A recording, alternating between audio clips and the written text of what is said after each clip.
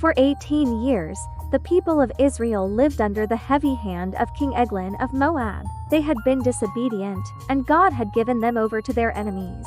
Eglon, with the help of the Ammonites and the Amalekites, had crushed them and had even taken their chief cities. Day after day, Israel toiled, paying tribute to a foreign king who mocked their God.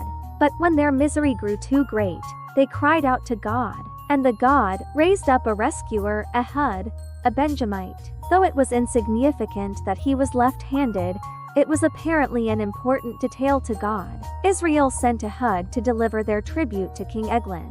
But before he went, he made a weapon, a double-edged dagger, no longer than a man's forearm. He strapped it to his right thigh, hidden beneath his garments where no guard would think to search. When he stood before King Eglon, who was enormously fat and seated in luxury, the king received the tribute without the slightest suspicion. Once the task was done, Ehud departed with those who had carried the payment. But as they passed the carved idols near Gilgal, something stirred in him. He told the others to go on ahead. Then he turned back alone and returned to the palace. Approaching the king, he bowed and said, "I have a secret message for you, O king." Intrigued, Eglon ordered silence and dismissed his attendants. Alone now in the cool upper chamber, the king leaned forward eagerly. "What is it? What is it?" he asked. And now, Ehud stepped closer. His voice was steady. "I have a message from God for you."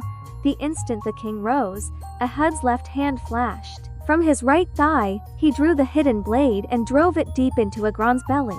The dagger sank so far that it disappeared into the folds of flesh. The king gasped, collapsed, and his bowels emptied on the floor. He was dead. Ehud left the weapon where it was.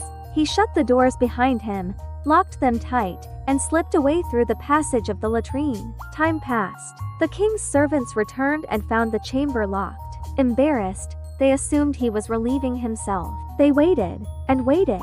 At last, when the delay grew unbearable, they opened the doors and found their king lying dead. But by then, Ehud was far away. He had passed the stone idols and reached the hills of Ephraim. There he sounded the ram's horn. It rang through the valleys, and the men of Israel gathered to him. "Follow me," Ehud called, "for the Lord has given Moab into your hands." The Israelites surged down, seized the fords of the Jordan, and cut off every escape. They struck hard at Moab's warriors, 10,000 of their strongest and bravest men, and not one survived. That day, Moab fell before Israel, and from that day, peace returned to the land, peace that lasted 80 years. Hey guys, thanks for watching. Subscribe to stay updated.